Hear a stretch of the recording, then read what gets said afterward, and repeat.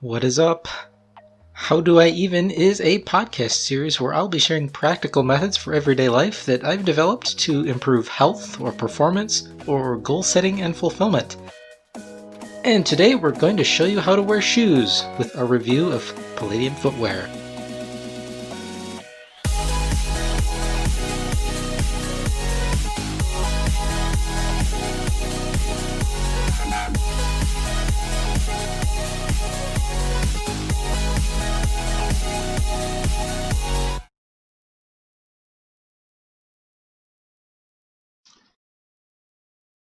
So,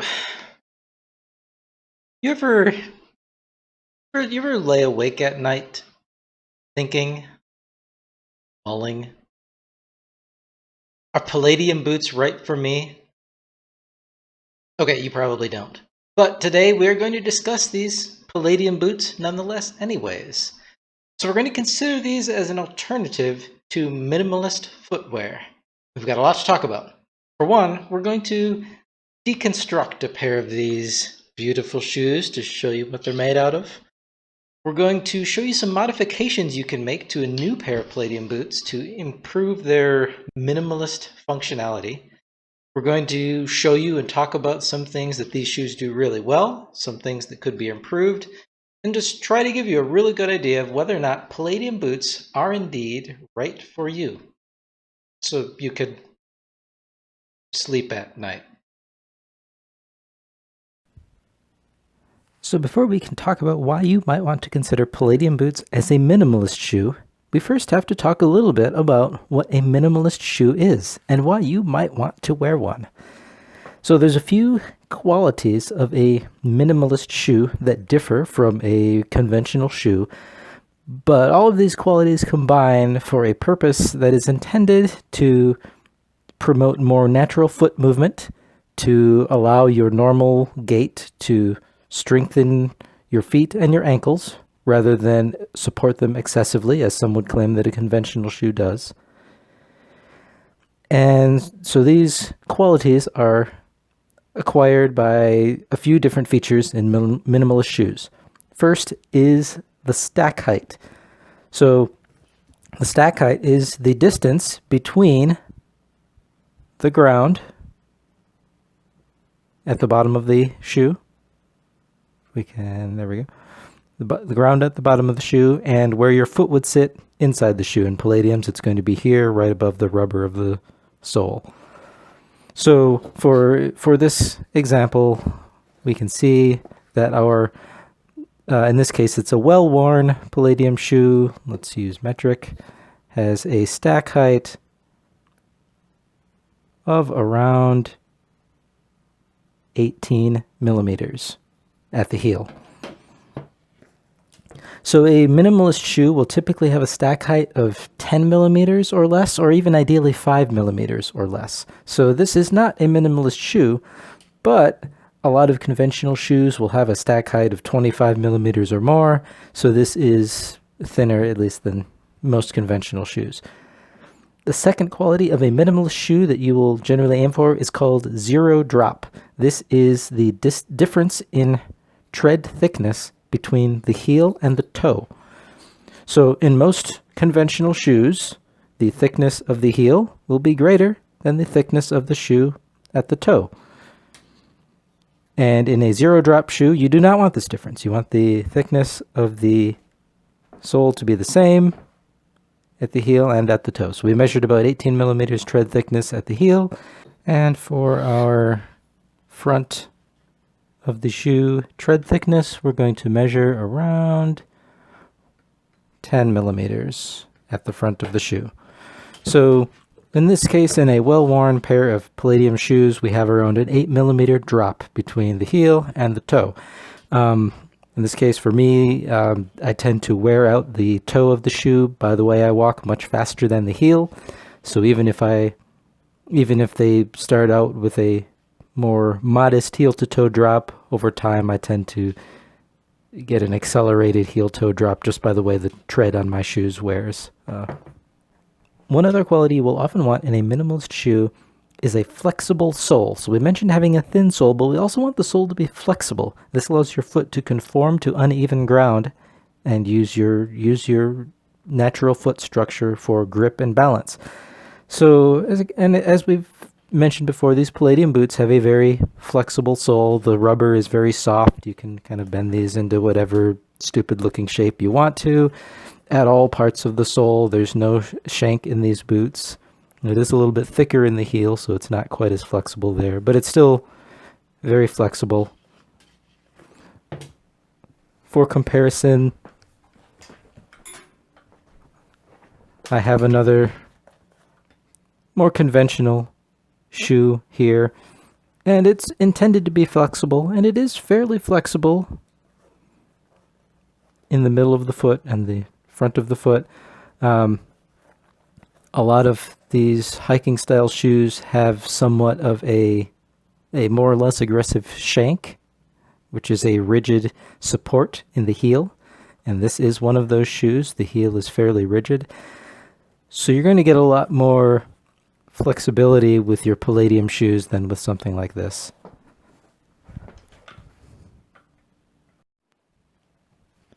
A minimalist shoe will ideally be a lightweight. Now, unfortunately, I don't have a scale in an appropriate range to weigh these Palladium boots accurately. From what I can see on Zappos.com, which is great for giving you a lot of specifications for your footwear, should you be able to find the shoe you're looking for on that website. Anyways, they claim that these baggy Palladium boots are around 18 ounces per shoe. So this is not going to be in the range of a competitive minimalist shoe, but when I'm wearing them on my feet, they are pretty light compared to any conventional shoe. And finally, the last quality you will generally look for in a minimalist shoe is a wide toe box. This is the width of the forefront of the shoe here.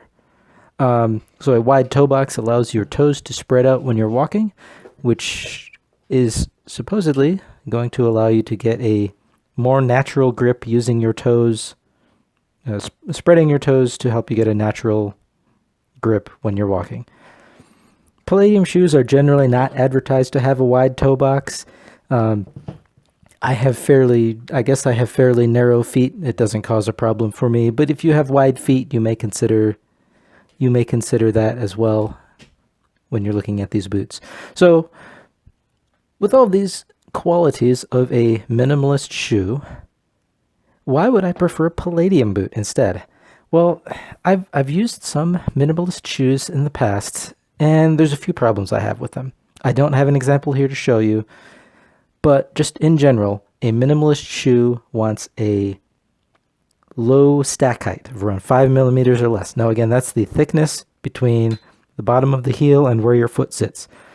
The problem with a really thin stack height is that you don't get any lugs. You can't possibly have any tread on a shoe, or much tread on a shoe that has a very low stack height.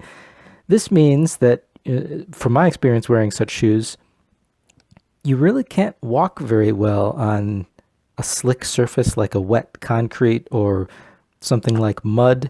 You just have no traction at all. It's a terrible experience.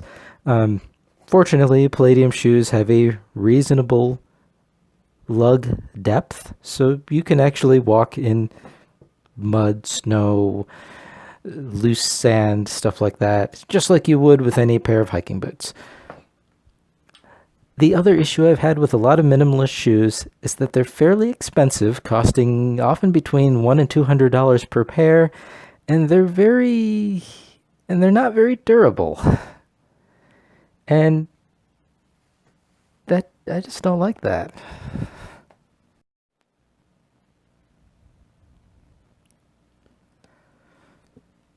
Okay, so with that introduction to minimalist footwear out of the way, let's talk a bit more about these Palladium shoes. So this first shoe I'm going to show here is my most recent acquisition. So it's a new shoe. It's not worn yet, not much worn yet. It is the Monochrome 2 variety. This is a polyester, completely polyester fabric. I think this on the back might be leather. They don't tell me, but it kind of feels like leather. And this is pretty durable. I have tried a cotton canvas version of these shoes, and while I can't speak to all versions that use cotton canvas, at least the one that I looked at, the fabric seemed fairly flimsy. It seemed like you could rip the upper part of the shoe here. With this monochrome 2 variant made out of polyester, that's not really an issue. This is pretty normal, durable shoe material. As we mentioned with the Minimalist Footwear, one of the great things about these Palladium boots is this flexible sole. You can see after I've cut down the heel a bit, I have a much more even stack height between the heel and the toe, and I'll go over this process for cutting down the heel later in this video. Another great thing about these shoes is it's a fairly simple construction. So we don't have a lot of excess stitching in the shoe for patterns and stuff to make it look cool. Of course, we've got things like double stitching here for durability. And when wearing shoes like these, I've never had shoes fail as a result of gluing or stitching coming undone. I've never had separation between the upper and the sole at any point, really. At this toe cap, that might look like a place where you could get separation, but I've never had that issue. One thing I do have, this is a worn pair of shoes. I do have a little bit of separation here at the forefront of the shoe, where you kind of, bend at the ball of your foot. This little separation here hasn't been to such a degree that it's caused failure of the shoe. You could say it may or may not let water in, but these shoes are definitely not waterproof anyway, so I haven't noticed that at all. Usually any wear I've noticed on these shoes that has caused them to fail has been tread depth wear. So sole wear of the sole just due to walking. So again, this is a soft rubber, which is great for balance, which is great for reducing the weight, but the tread does wear a little faster than like a heavy mountaineering boot. I wouldn't say it's a problem compared to a running shoe or anything else with that isn't designed to last an exceptionally long period of time. But do be aware that these shoes will probably not last you for years and years because you're going to wear through the sole. Fortunately, these boots are also very, very affordable, so I think it's completely worth it. So one other benefit that I like from these Palladium boots is that they are exceptionally quick drying. So we mentioned before, there are waterproof varieties of these boots, but we mentioned before that these are not waterproof. I have not used the waterproof variety. I actually prefer a non-waterproof boot, because if you are using these for something like hiking and you go through a stream or river or whatnot, most likely, even if your shoes are waterproof, you're going to get your feet wet anyways, if the water is high enough. So I prefer a boot that dries quickly. And these are the quickest drying shoes I have ever worn, probably due to the minimalist material, so there's not as much material to dry, and the low stack height. So a lot of shoes will have a thick midsole made of a foam material to provide shock absorption, and these have less of that. And that midsole I've experienced in some other shoes is part of what takes a long time to dry. As you'll see later in this video, we deconstruct one of these pairs of shoes. The midsole is very thin, and I think as a result it dries very quickly. Now again, I like the thin midsole and the lower amount of shock absorption in these shoes because it gives it a more minimalist feel. Though if you're looking for a highly shock absorbent, very cushiony pair of shoes, this is probably not for you. But I would encourage you to consider this sort of minimalist shoe and work towards building up your feet to be able to perform well while wearing a shoe like this. I think that is better for long-term foot health and biomechanical structure and all of that nonsense. Okay, so I think that's kind of a good overview of this monochrome baggy shoe. It's called baggy when these shoes are very tall like this, because then you can fold it down and wear it like this. I actually prefer the tall version to, keep debris out of the shoe if I'm walking through brush and stuff like that. But, that's personal preference. I think you get the baggy shoe and wear it up like this. You can wear it down however you feel comfortable wearing it. They make shorter versions if you prefer that. I don't really think that in terms of the functionality of these shoes, I think you're going to get similar performance regardless of what height you buy. So, one other thing about these shoes is they will come with what's actually a fairly nice insert. This is a fairly thick insole that these shoes come with. Pretty cushiony. If you're going for minimalist, I take these out. I don't wear the shoes with these. They're nice, but you don't need them. I've also used here this is a very old worn pair, but this is a nubuck leather, completely leather version of the Palladium shoe. If you can find this, I've been very happy with this pair of shoes. By now, again, I would consider them failed because the tread depth has worn to it's very thin here in the toe. And that's, again, just probably the way that I walk. I'm going to wear the toe faster than the heel. But otherwise, the shoe is in great structural condition. Again, these are not waterproof, but they dry just as quickly as any of my other Palladium shoes. Very, very durable.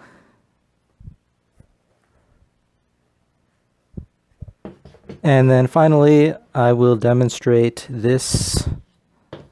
I don't actually know what the name of this model is,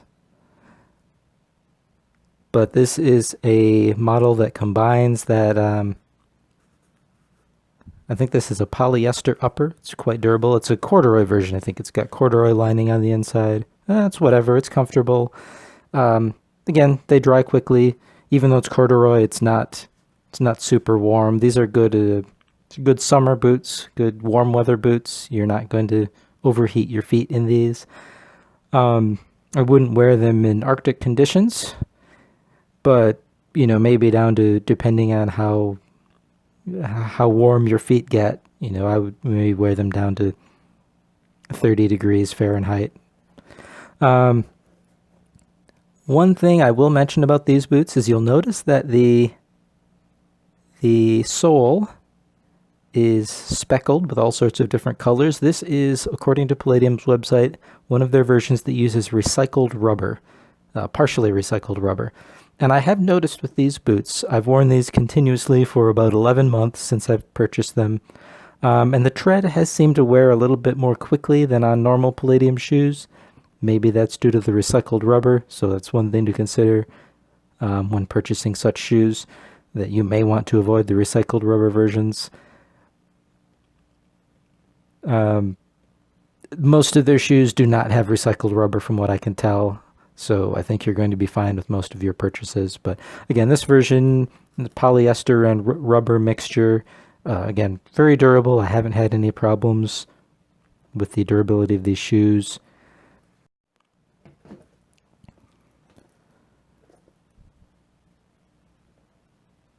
So all Palladium shoes will have this, nice protective rubber toe cap here.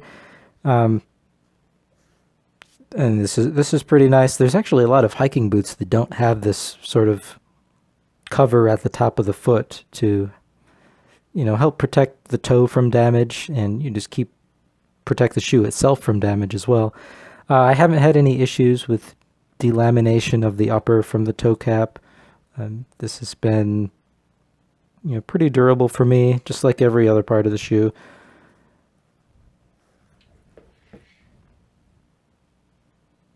I've got a new pair of the canvas Palladium Palladium baggy here. I don't actually recommend this canvas version after getting to inspect it compared to the leather and nylon versions that I have been using.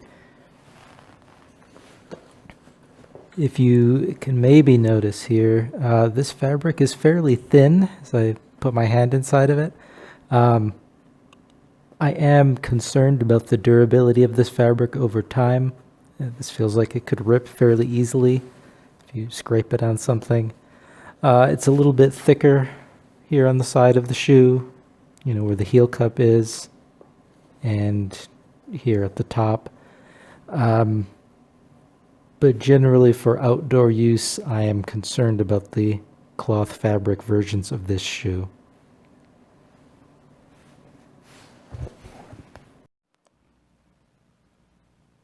Okay, so we've talked about the qualities of these Palladium boots, talked about why you might want to consider them as a minimalist alternative to normal footwear, but let's talk a bit about the functionality of the shoes and where you might use them or where you might not want to use them. So I do a lot of outdoor activities or exercises and whatnot, and first of all of these shoes that I've worn, they're exceptionally comfortable. If all you do is walk to the grocery store, these are great. I've worn them hiking. These are great. They're all durable. Again, I might avoid the cotton canvas versions, but everything else, very durable. They're sturdy enough to protect your feet. I've worn these with a heavy backpack, like an overnight or multi-day pack, and they're fine. Provided you're conditioned enough to be able to wear a somewhat minimalist shoe, these are great. Brush, water, rocks, any outdoor conditions, I think, outside of probably snow. These probably aren't going to be warm enough to, do like mountaineering up in alpine regions. But other than that, like a 3-season boot for hiking, this is great. I practice martial arts. You can do martial arts in these if you want. That's fine. They're flexible. They give you good grip. They're not too heavy. They don't really immobilize your foot in any way. I mean, it's not going to be, like a martial arts shoe, like a Fei shoe or something. But if you just happen to be wearing these and you want to practice, you can do it. The only thing I would not recommend these shoes for is running. So one issue I've had with these shoes is that they seem to feel like they don't fit super securely in the heel of the shoe, at least for me. And that's only an issue when running. I don't notice it when walking, hiking, parkour, martial arts, all of this, other active stuff. It's fine. The shoes fit fine. They're not going to give you blisters. They're exceptionally comfortable. But for whatever reason, as soon as I try running in these, they just don't feel that great. One thing I've done with this particular one that I've gotten is I've gotten a half size smaller than I usually wear. And typically these boots fit 2 size. So when I got a half size smaller, I noticed I can't even wear it with the foot insert. It's too tight on the foot. So I take the foot insert out, wear this at half a size below my normal size, and then actually the heel fits a lot more securely. I still probably wouldn't use these for running ideally, but it's a lot better, at least for me, than the normal size shoe with the foot insert, with the insole in the shoe. So it's probably going to depend a lot on the size and shape of your foot. And obviously this doesn't really look like a running shoe anyways, so you're probably not intending to use these for, running as like a form of training. But I just want to put that disclaimer out there that this probably doesn't fit as securely as something like a running shoe or like a crossover hiking running shoe, trail running shoe or something like that. Probably won't fit quite as securely as something like that, and you probably don't want to use this for running. But again, it's probably not something you would buy for running anyways. All right, so here we have an older pair of full leather Palladium baggy boots. And these I've discontinued the use of them despite the lack of any failures in any of the stitching. All the stitching is intact. I've discontinued the use of them because the tread is exceptionally worn here, especially at the forefoot of the shoe, and because there's not much internal sole. The midsole, I guess, is very thin. So there's actually very, very little distance between the bottom of the sole here and your foot inside the shoe when you're wearing it.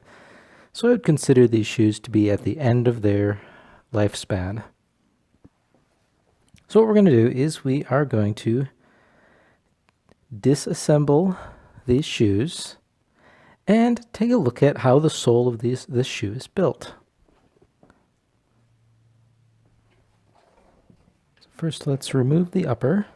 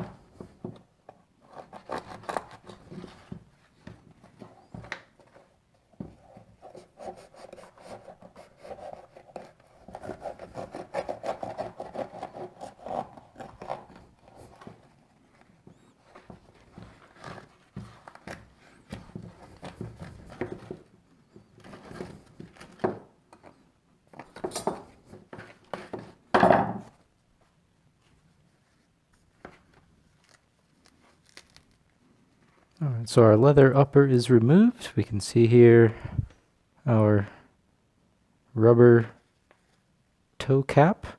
And again, on all of my pairs of Palladium shoes that I've worn, this toe cap stays in good shape. I haven't had any damage to it. I haven't had any separation between the toe cap and the upper of the shoe. Everything's been fine. So here's our sole. And what we want to do with this is we want to get a cross section of the inside of this sole. So I'm going to attempt to bisect it.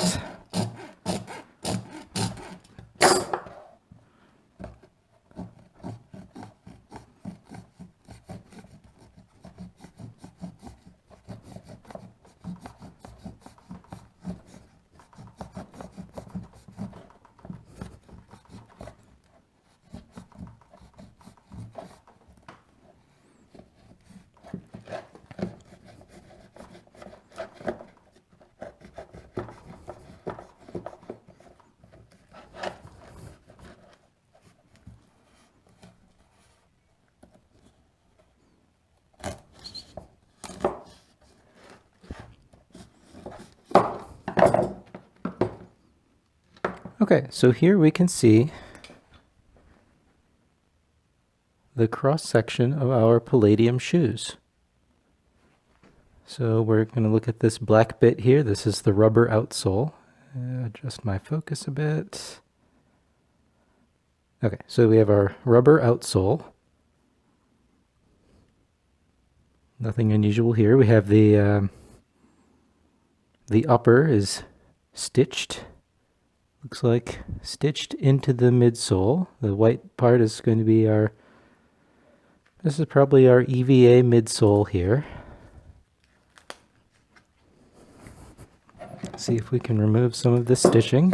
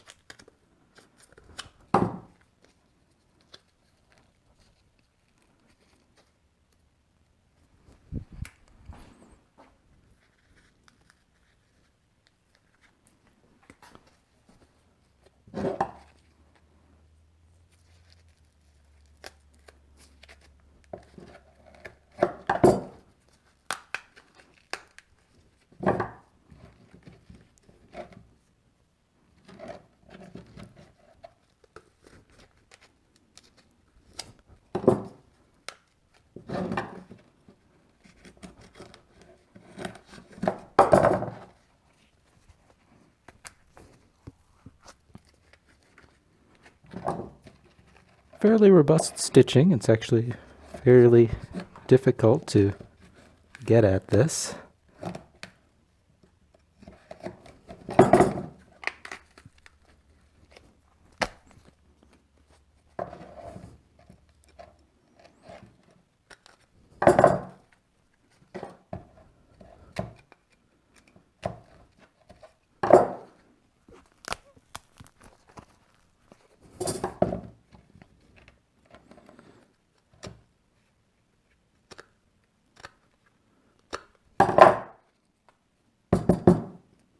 Okay, so we removed, I guess, a little absorbent layer from the inner region of the shoe.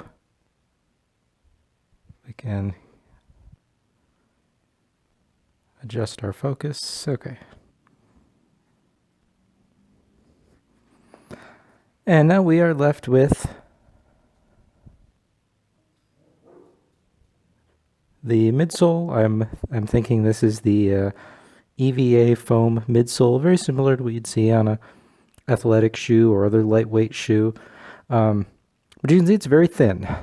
I don't have a ruler with me at this moment, but this is a very, very thin insole. And it's probably about 1 millimeter.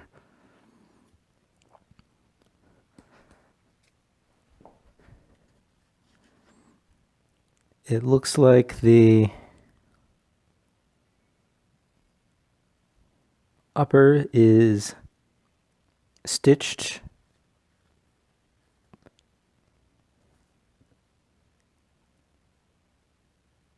I can't tell if it's stitched into the outsole or not. I don't build shoes, so I'm not. I'm just we're figuring this out together. In any case, I haven't had any difficulties in wearing these shoes with detachment of the upper from the sole. Sometimes you'll get that in some of your shoes. Haven't had any issues with Palladiums in that regard.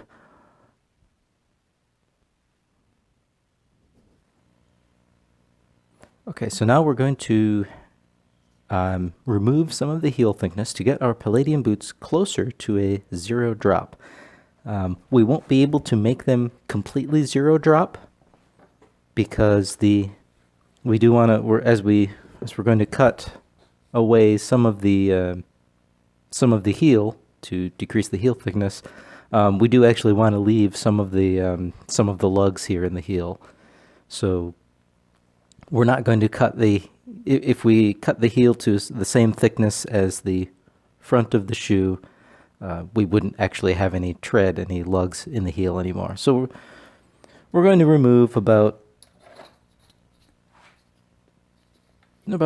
half of a centimeter, 5 millimeters.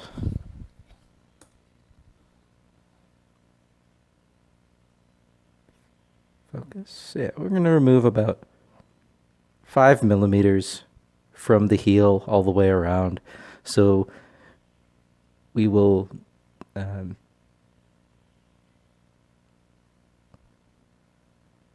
still have some tread depth, but our heel will not be quite as thick. So just for reference, as you can see here, we'll measure our heel thickness at about 2.2, 2.3 centimeters. That's slightly less than 1 inch. And we'll measure our stack height at the front of the boot at about 1.2 centimeters. So you got around a 12 or 13 millimeter, 1.2, 1.3 centimeter drop height, and we're going to decrease it by about 5 millimeters. So we're going to have about a 7 to 8 millimeter drop from the heel to the front of the shoe.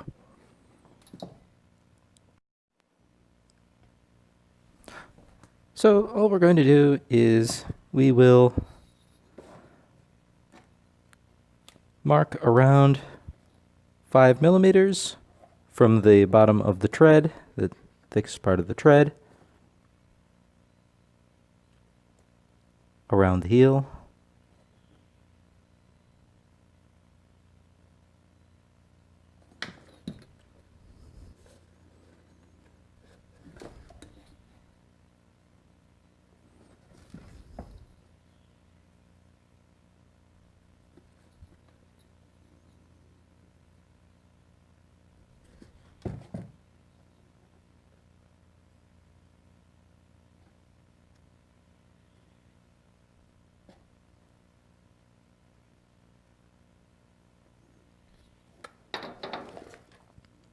We can sort of draw a line to roughly connect these. It doesn't need to be perfect. As you walk on the shoe, you will, even out the heel thickness.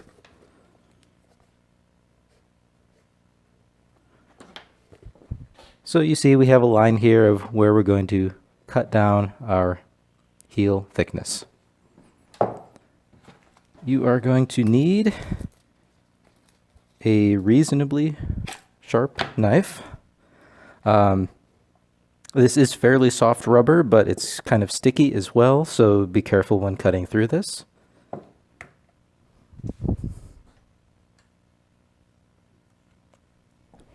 I am going to set up my shoe in a vise over here.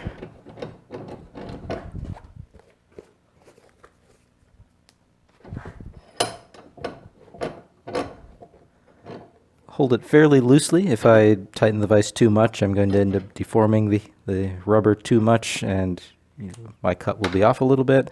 But all I'm going to do is I'm going to identify my cutting line. There we go. And I'm just going to slice into the tread.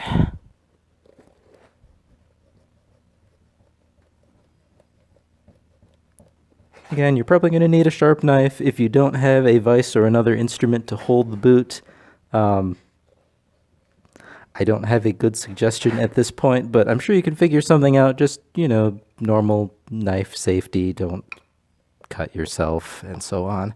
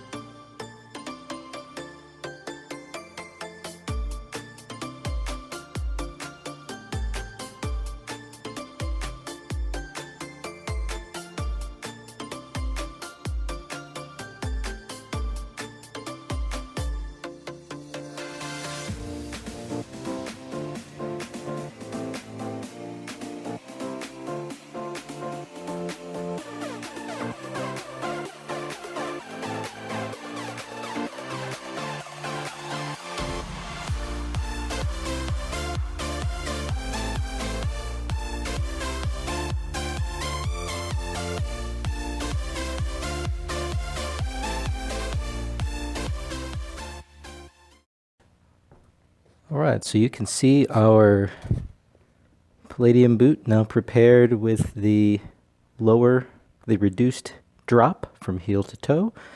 Again, as you can see, it's going to look a little rough at the start. As you walk on it, any unevenness here will smooth out. I've got an old pair here that I've cut down the tread depth as well, and you can see, it's going to be very smooth after you've walked on it for a while. So there we go. There is our finished product.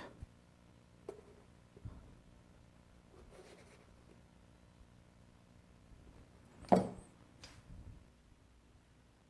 right, so for you tech shoe nerds out there, we've collected all of the rubber shavings we've taken off of our Palladium boots, and we're just going to see how much we've reduced the weight of the boots by. Let's see, how much weight have we taken off of our shoes?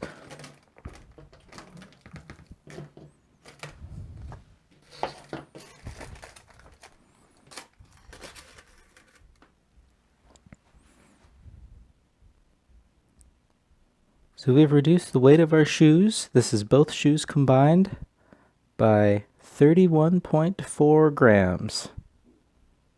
Not a whole lot.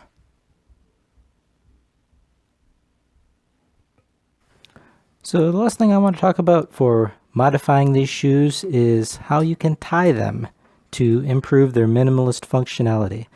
So normally when wearing these shoes, I'm going to insert the laces through to the top of the ankle, but then I'm going to skip these other eyelets, and you've got some options here. You can either just tie it as is right now. This is kind of the loosest fit you can have. This is going to really reduce how much this material will impede the movement of your ankle, but it's going to give it a little bit of a looser fit too. So if you want them to fit fairly loosely, that's one way you can do it. Again, this is to minimize how much this material will influence the movement of your ankle, make it feel much more like a minimalist shoe.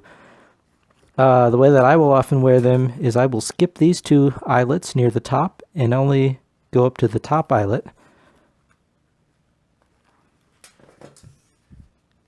And again, this is to reduce how much tension I have on the ankle, give my ankle as much mobility as possible, but also giving me a little bit tighter of a fit than I might otherwise have. So just by tying your shoes, you can improve their minimalist functionality as well. So there you have it. If you are looking for something that's in between a minimalist shoe and a conventional shoe, something that's going to give you a little bit more of a natural foot movement, strengthen your feet and ankles, but you don't want to go all the way to minimalist, I think these Palladium boots are going to be a great option for you. Again, they're very affordable. They are extremely comfortable. I use them for hiking. I use them for normal everyday use. They are great for those purposes. I think that pretty much covers it. But if you have any questions, anything I missed, please let me know in the comments. But otherwise, thank you for watching.